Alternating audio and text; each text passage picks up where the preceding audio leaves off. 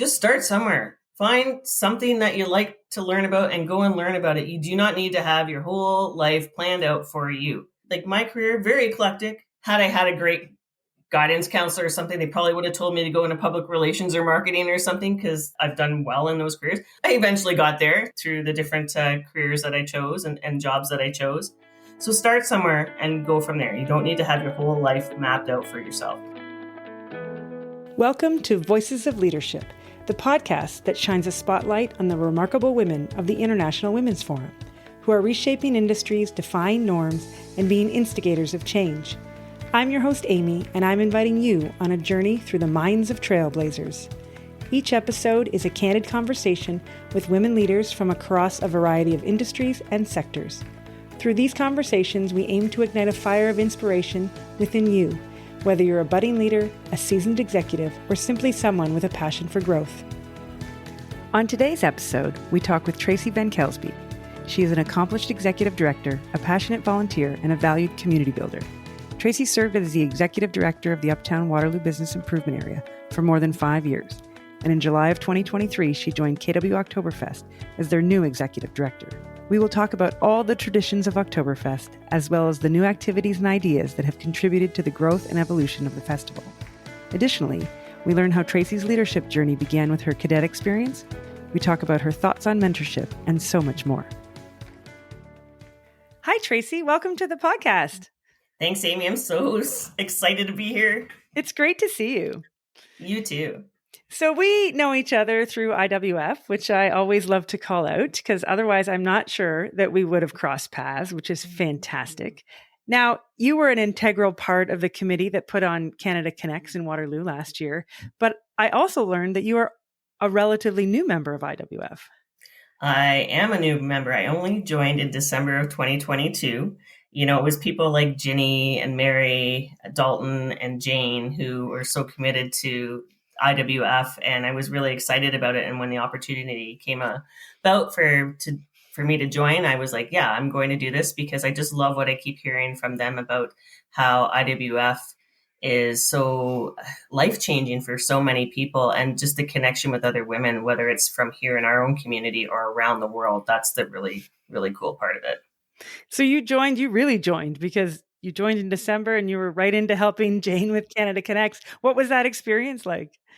Yeah. So I joined in December. In January, I was already part of the planning committee for the Canada Connects. And oh my gosh, we had such a great crew that pulled together that event. And, you know, it was so much fun to plan something where we were showcasing some really cool spots in Waterloo region that make us unique. At the time, too, I was also the executive director of the Uptown Waterloo Business Improvement Area. And a lot of what we were doing was around in Uptown. So for me, it was even extra special because I could really showcase the cool things that I knew that were happening in our community at the time. It was a great event. I had a fabulous time.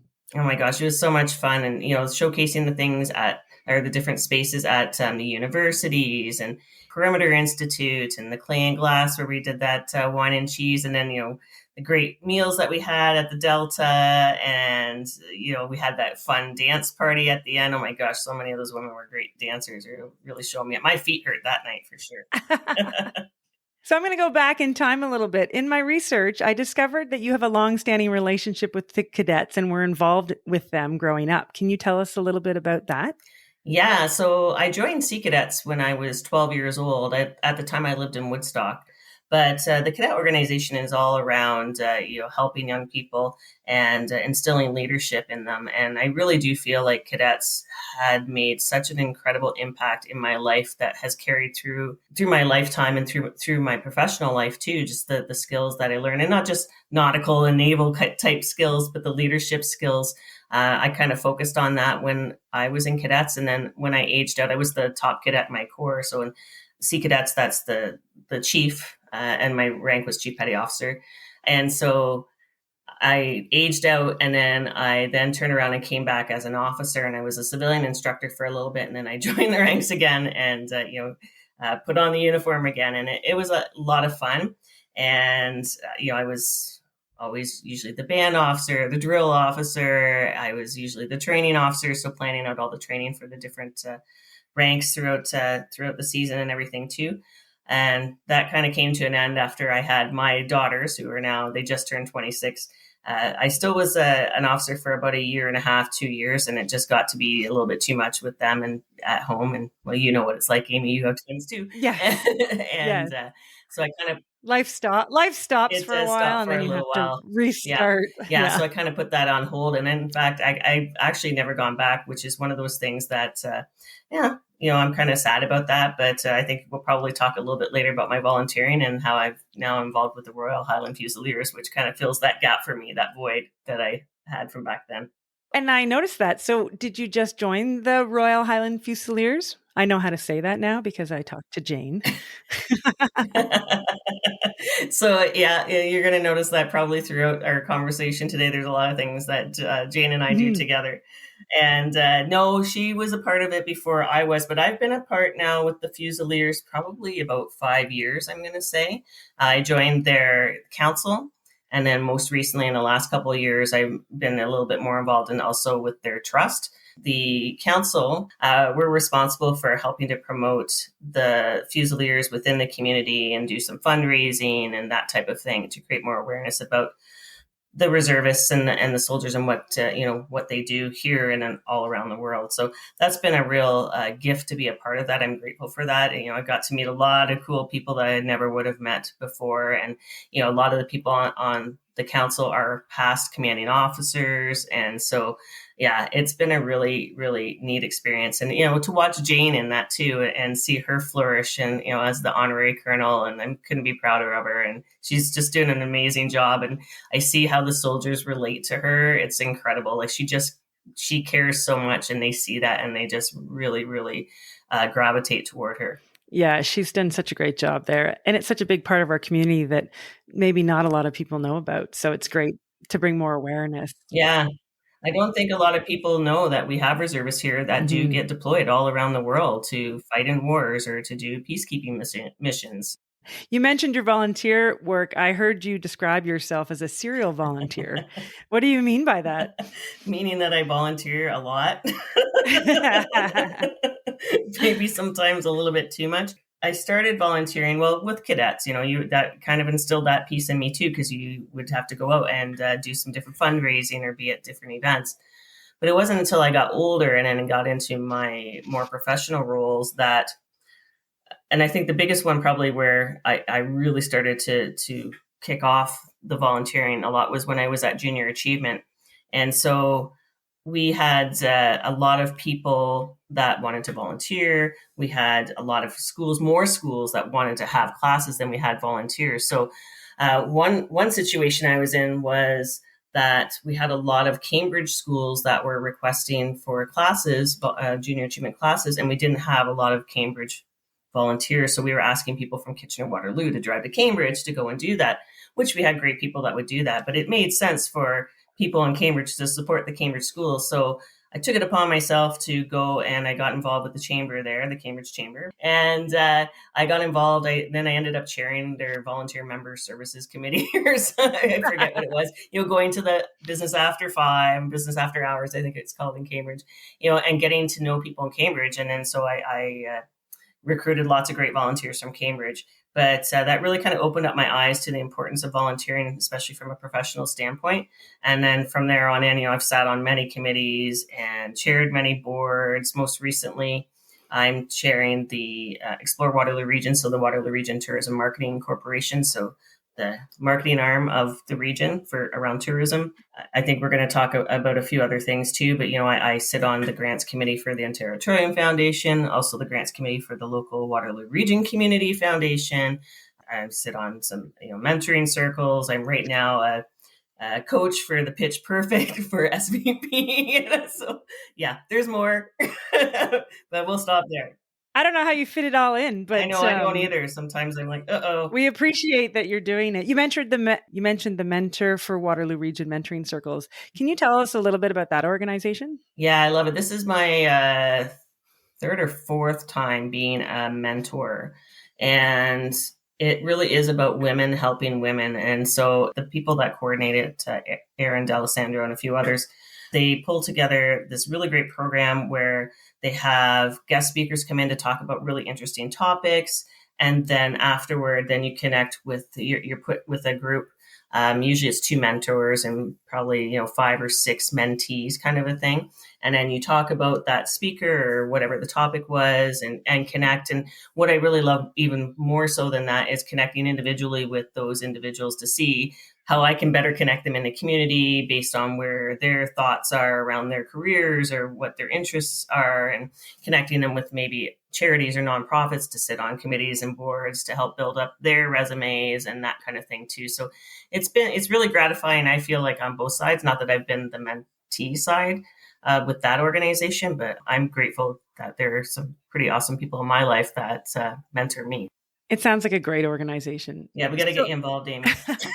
Sure. I think that it's a great way to give back with some structure, because some people don't know how to do it. And it's the women helping women piece too, right? Right. And, being in my role now at Oktoberfest, again, grateful that there have been so many women that I know in my life that have reached out to say, how can I help?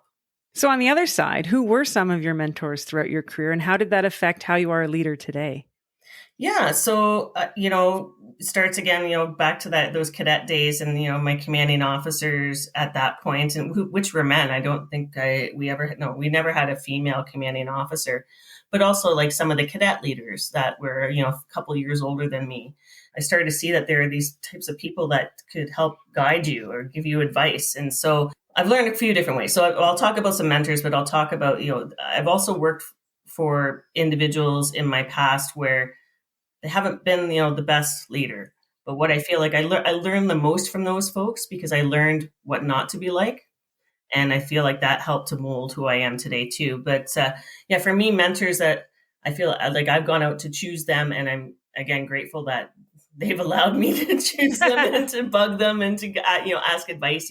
I mentioned earlier, Jenny DeBenko and Mary Dalton for sure. Jane is also another one. I have my good friend, Lynn Short, who's at the Community Foundation, who we connected way back in the day when I first started working there. I just love the fact that they have allowed me to be a part of their life and to pester them here and there about different things. Well, it's nice to have a group of people to reach out to when something happens and you need to bounce an idea off somebody. Yeah, absolutely. So you have had a varied career in both the private and nonprofit sectors. I heard you talk about how you set a goal for yourself to be an executive director of a nonprofit. I'd like to really know, when did you set that goal and how did you go about achieving it? Yeah, so that would be in my days when I was working at the Community Foundation. I was employee number 5. I was hired as the very first marketing and communications manager. For me, that was a very different role that I had taken in the past, because before that it was junior achievement. And before that, I went to school to work with people with disabilities, and I worked within that industry for a while, and I was a job developer and career developer. So I kind of that was a transition I just did it backwards, but of my career. And so when I got to the Community Foundation, I'm in my 30s. I'm thinking, what's next for me? What do I want to do? And I think, again, I'm going to go back to the cadets thing. I didn't realize I was going to talk about it so much, but I think that also instilled in me this need and push to go to that next level. What's the next level? What's the next rung? And so for me, what's next? And then I thought, well, I can see myself running a nonprofit or a charity. So, I started to think more about that and what that would look like, and how would I start? Could I start with a small organization and work my way up from there? And in thinking about all those things, I felt at the time too that there was a gap that I had, and it was around that corporate social responsibility, but understanding things on the other side. So I never had ever worked for a large corporation or a large company or for-profit business before. And so thinking about that, timing is always everything. I had a colleague who had made the move over, who used to work at the city of Kitchener, who made this move over to Manulife. And he reached out saying, hey, I'm looking for somebody to help me come and do public relations over here. And at the time it was for the Canadian division of Manulife, but I did do the move, which I never thought I would have done, had I not done the soul searching to figure out what I wanted to do next with my life. So I made the move within my first month, and I'm sure a lot of people can relate to this, with a big company. it changed right away, where instead of just doing Canadian division, I got involved with the corporate part of Manulife. And then within my first year, I made the move from that public relations role to the sponsorship and philanthropy division, which was a really, really good fit with me. It was a really cool time to be a part of Manulife. I was there for just over 3 years, and an opportunity came along to be an executive director, which was my goal, and at a community foundation, which I had experience with. And it was the Stratford Perth Community Foundation. So this was an organization that was transitioning from a governance perspective, from a more hands-on board to a policy governance board. So I helped them do that transition, as well as, getting my teeth sunk into being a new executive director and what that meant, and all the administration that came along with that. You think you know it all, and then you get there and you're like, oh my goodness. And for a small organization, you're, yes, the CEO, the COO, the CTO, the CF, like everything, the HR manager. So yeah, it was a lot of learning, but it was great. I really, really am grateful for the experience I had there. It must have been quite a change. I mean, you took a lot of skills from Manulife and took them there, but in Manulife, you had a role and a job and probably some parameters, and you're not wrong. And you moved to a smaller organization, and now you're just everything. So that must have been a bit of a change. Yeah, and also in a new community where I knew some people there, but it wasn't like here in Waterloo region, where I'd built most of my career here. And I do pride myself on being able to connect people. I know a lot of people, and so the relationships that I've built are so important to me and my role within the community. So going there, I had to kind of start fresh, which is fine, and I like that kind of thing. Mm-hmm. But and it takes a little bit of time, and I was a little bit worried that I don't have the same connections, but I was able to build them there, and it was I really enjoyed my time there. And then after that, did you come back and you were the executive director of the Waterloo BIA? Yeah. So again, here's a time in my life where my husband and I were talking, because the twins had moved out. We were the empty nesters, and we had this big house in New Hamburg that we were living in, and we started to talk about what does retirement look like for us. Mm-hmm. But we felt that we still had some time in our careers and probably wouldn't be retiring to Stratford. We'd probably stay in the KW area in Waterloo region. So the opportunity came along at the Uptown Waterloo Business Improvement Area. My predecessor, Patty Brooks, had been in the role for 20 years and was retiring. And we were still in the process in Uptown of dealing with construction related to streetscaping and the end of the ION construction. And we went from that, bang, into a pandemic. So that was fun. Yeah, when I was reading the timeline, I did notice that the construction and of course COVID was a challenging time for all the small businesses. But I'd actually like to hear about some of the successes you had in that job. Yeah. So for me, COVID hits us. At the time, I created this really cool budget where we're going to do all these neat, different events or beautification projects or whatever. And we had to make changes so that we could support businesses during a really challenging time for them. So what we ended up doing was taking budget that we were going to be allotting to different events and initiatives and putting it into what we called the Come Back Up Fund, which businesses could apply up to $2,500. I think it was twice a year. To help cover costs associated with changes that they had to make to their business because of the pandemic. So it could be things like PPE, but it could also be, we were never on Instagram before, and now we need to be on social media. So, I need a better camera. Like I need a better phone so I can take photos of my product. Patios set up, like those kinds of things. Yeah, like all that stuff, right? Yeah, we didn't used to have a patio. We want to have a patio because people need to be sitting outside, that kind of thing. So, I'm proud that we did that work, because I know it really did make a difference for the businesses. And we also, what it did too was, we talked about the importance of placemaking and, creating destination. And so COVID for us, I feel, really pushed that forward even harder, that the need for it. And so, people were not wanting to be indoors, but they were still okay about being outdoors. So we created these really cool art walks where we had local artists come and paint the back doors of buildings and, things like that, or artists that would paint really cool scenes on the fronts of buildings or fronts of businesses and things like that, and created some really cool things for Uptown. So, again, I'm proud of that work. We hired our very first placemaking manager, which was something that, when I first got there, wouldn't have thought about that. But somebody that's looking through that lens all the time, those are some of the cool projects that stand out for me.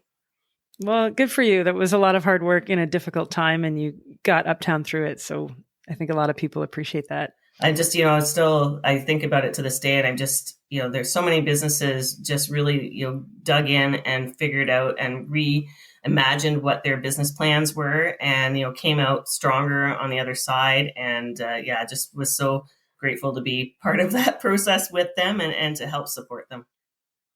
So let's talk Oktoberfest, which I'm excited to talk about. You are the first female executive director of the Kitchener-Waterloo Oktoberfest celebration. So congratulations. Thank you.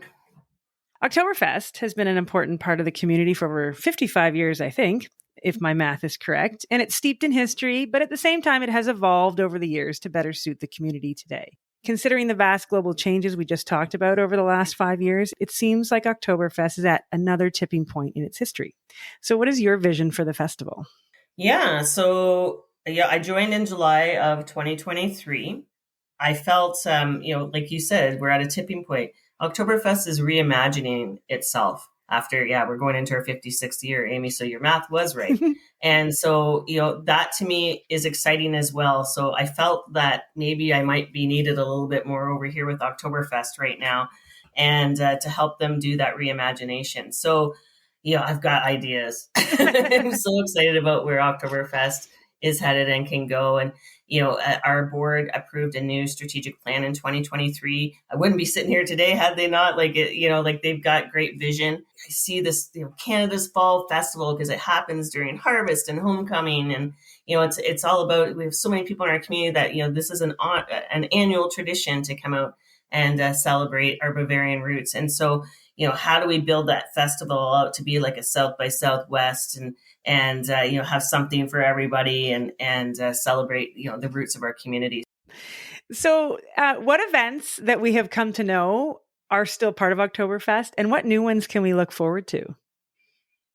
Yeah. So ones that would be traditional, I think for the most part, people visiting the different Fest Hall and partners. So, Concordia, Alpine, Hubertus House out there and out near New Dundee and Schwaben Club. Sorry, I was trying to think of the last one there, as well as some of the stuff that we do in downtown Kitchener, which we'll get to in a second. And out at Binghamton's, they've been hosting a fest hall out there too. So there's that.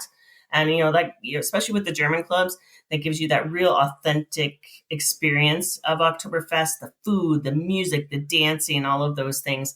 And then, we've got the Oktoberfest Thanksgiving Day Parade, which has been going on for decades, and gives our community a really great celebration to come and come together. There's been so many different events throughout the year. And, I mentioned a little bit earlier about reimagining Oktoberfest. So really taking the time to know what makes the most sense. Gone are the days of the Miss Oktoberfest. We now have an ambassador program that is open to any young person, things like that. So there's been some changes there. We have our Women of the Year. In fact, Women of the Year is coming up in May, and our nominations are open right now. If anybody knows any amazing women, there are 12 different categories that people can choose from. So that, if you can believe it, Amy, that event's been around for 49 years. Next year will be our 50th anniversary. So that's pretty exciting. Wow, I didn't know it's been around that long. Yeah.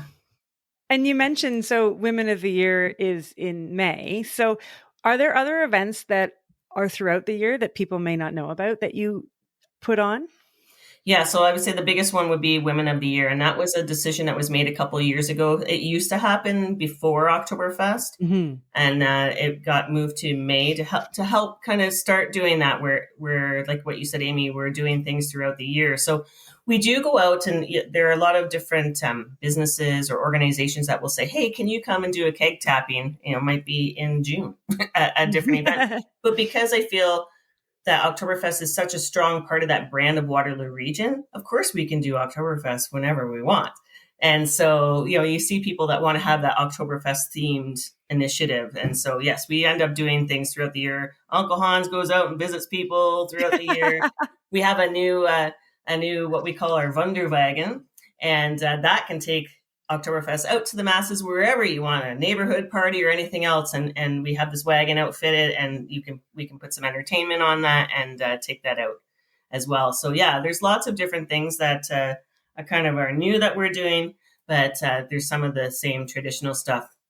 One thing I wanted to mention, if you don't mind, is what we've been doing in downtown Kitchener the last couple of years. So a lot of times, and I know a lot of folks have gone out and come down for the official keg tapping, and we generally do that at the Carl's Air Square, which is great. Last year, we hosted everything at the newly renovated Gaukel Block, so you know where that is, and it's pedestrian only. And then we took over the parking lot beside, and we created this really cool experience where we had a big tent, and we had a big stage and a big screen, and we had local entertainment, Bavarian entertainment.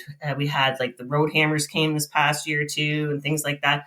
We also did like a Bavarian vendor market. We had Kidtoberfest happening, which is a newer initiative of ours over the last couple of years, where this past year was at the museum. And so kids could come to the museum. We had Bavarian activities to do, Bavarian entertainment.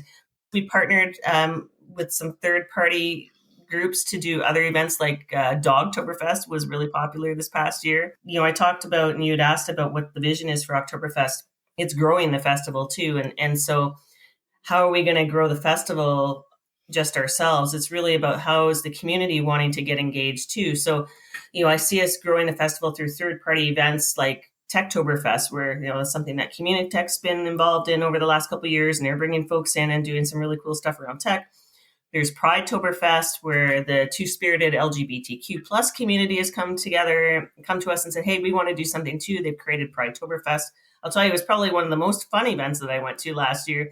They did a cool drag race or drag show, and we did a keg tapping, and we did a dance party after. It was just, it was a lot of fun. So I see us growing the festival through things like that as well, and bringing different cultures and communities together, and them having their own spin on what Oktoberfest is too. But always at the heart, you know, is celebrating those Bavarian roots. And do many of these other events take place in October around the traditional Oktoberfest time? Yeah. And so that's also changed a little bit over the last number of years as well, where, you know, the traditional kind of 10 days is now kind of changed into a 4-weekend kind of initiative, where we start now kind of second last weekend in September into October kind of time frame. And so you mentioned that obviously Oktoberfest has always been put on really by volunteers. So if people want to get involved after listening to all of the great things that are going on, how can they do that? Yeah, absolutely. We could not do what we do without our volunteers. I've just been blown away. And, you know, like, I'm a longstanding volunteer before I took over as executive director, and I ran events for Oktoberfest too. And I know the commitment that I had and the hours that I put in. And I look at some of the folks that we have that lead our parade or do our downtown productions and things like that. And I am just completely blown away about how much time and energy and effort and talent that they put into Oktoberfest. And we are very blessed and truly grateful for those individuals. Yeah, we have upwards of about 350 volunteers that help us to put on the festival. And so those are ones that are coming back, you know, year after year, sitting on committees. Those are also people that, and just as important, that come out and volunteer on the day of events. So that are parade volunteers or the Willkommen Platz volunteers. And so, yeah, every single one is so important and integral to the work that we do. We always can use more volunteers, and they can find out information on our website at oktoberfest.ca. Well, we'll be sure to put that in the show notes, and people can go and check it out and participate in a variety of events that I didn't even know existed. So I'm excited to check some of those out this coming fall. Yes. Well, we could use you, Amy. I know I already tried to recruit you to come and help us out with the Domenfest. That's right. I'm all in. I'm going to give it a try. Yes. Love it. So you mentioned earlier when you were talking about your work in Stratford, how you worked with some organizations where you've taken the board from more of an organizational board to a governance, so where you've taken the board from more of an operational board to a governance board. That's not always an easy task. So I would like to hear a little bit about how you were able to do it and why it's so important to make that transition. Yeah, you're right. It's not an easy task. I'm actually doing this for the third time in my career. I started that first time with the Stratford Perth Community Foundation. And then when I made the move over to the BIA, they were doing that transition too, and now with Oktoberfest. And so, yeah, really, it's helping volunteer boards move from that grassroots, more involved in the day-to-day operations, to a policy governance board where they have one employee and it's me, the CEO or executive director. What that really does, though, and it's so great for organizations to do this when they can, and if they're big enough and they can do it, is it frees up the mental space, mental capacity for the boards to think strategically about what's next for the organization, what's going to happen in the next 3, 5, 10 years, because that's so integral for an organization to continue to grow and evolve. And so for me, it's really, I get in, it's this really boring stuff, Amy, you're going to yawn. So you go in, you review the bylaws, you review the policies, and you start to update those things. So then you have a good platform to make decisions from. And then you work with the board on getting those approved and that kind of thing. And then that really truly takes on how you govern your organization. Yeah. Policy. That's what it is. But it's also, and I'm curious how this worked with you, it's also convincing the current board that's used to being involved day to day and trying to convince them that it's actually more important to think about, as you mentioned, the what's next. Yeah, I think I've been lucky in this case because each organization that I mentioned there that I helped them transition wanted to transition. They'd already made the decision to do that. They saw the benefits, I think, for the organization at the end of the day. But it's, that takes a while. It takes time to do that work. In each case, I generally reached out to people. We talk about mentors, and I mentioned female mentors, but I have male mentors too. Right now, as an example, our past president, Tim Beckett, is working with me on this work that we're talking about with the policy review and everything. And he's super phenomenal with all of that, has lots of experience. He totally gets governance and policy work. And so, grateful to have him helping me along. I did the same thing at the other two organizations. I reached out to a few key people that I knew and said, hey, can you help me with this work? But I think making that kind of transition is a collective effort. You need someone to spearhead it like yourself. But in order to make that happen, it could take forever if somebody did it on their own, I think. And you can go deep with policy work. Yeah. But good for you for doing it, because it does professionalize an organization and it does help the organization flourish as well. Yeah, you're very right. So you have been a leader, as we have well talked about, in many different situations. What is the biggest challenge you think facing female leaders today? I think for women, it's really around overcoming that imposter syndrome. I do it to myself all the time. The other day I was talking to somebody. Oh, it was a co-op student that we have. And she was telling me how, like, when I first met her, I did an interview like this with her. And then, like, halfway through it, I'm texting one of my coworkers and like, we got to hire this person. Like, I love her. She's great. She's got lots of energy, good energy. And so we offered her the role on the spot. And she was like, oh, do you mind if I get back to you? And I'm like, yeah, sure, no problem. She texted me back within an hour and said, I will absolutely take the role. And I learned from her later that she was like, oh my gosh, why would they offer this to me? Why would I be so deserving of this? I like this organization, but it's that imposter syndrome. So, and there it starts right there as a young person, like starting out their career. If I can knock that crap away for somebody, I would love to be able to do that. Absolutely. I think other challenges is, for us as women specifically, and this too with having kids, it's like, how do you find what works for you? You want to be a professional in your career and build your career, yet you want to be a great mom and, you want to be a great partner. And, how do you make all that work? And there's a lot of fumbling for me. I'm not going to lie. And it isn't always perfect. And did I piss people off? Yes, I did. And I haven't, like, being in the not-for-profit world, I think probably a lot of people would say around gender biases. But for me, because I've been in a not-for-profit, it's mostly been women leaders. So there's so many great women leaders in our community. We just lost one recently with Wendy Campbell, unfortunately. And she was a great mentor too. I learned lots from her too, But for me, there hasn't been a lot of that gender bias that maybe some people, like maybe probably you in your career, felt, I'm sure, all the time, Amy. So yeah. But it's nice to hear what you think the challenges are in your industry that maybe doesn't have quite the male dominance that maybe I experienced, or some of the other women we've talked to on this podcast, because it is a prevalent theme. So to hear that sometimes we think, oh, if we eliminate that, everything will be fine. And we don't want things to be fine, but you've highlighted some challenges that still exist, regardless of the amount of gender bias that is there. Yeah. So what advice do you have for the next generation of women leaders? So I think about especially young women that are coming into their careers, or even before that, like trying to figure out where to start. Just start somewhere. Find something that you like to learn about and go and learn about it. You do not need to have your whole life planned out for you. And so start there. Like my career, very eclectic. Like I said earlier, I went to school to work with people with disabilities. That's because I had a cousin who had autism and I didn't know what else to do. So I went to college to do that. And had I had a great guidance counselor or something, they probably would have told me to go into public relations or marketing or something, because I know that I've done well in those careers.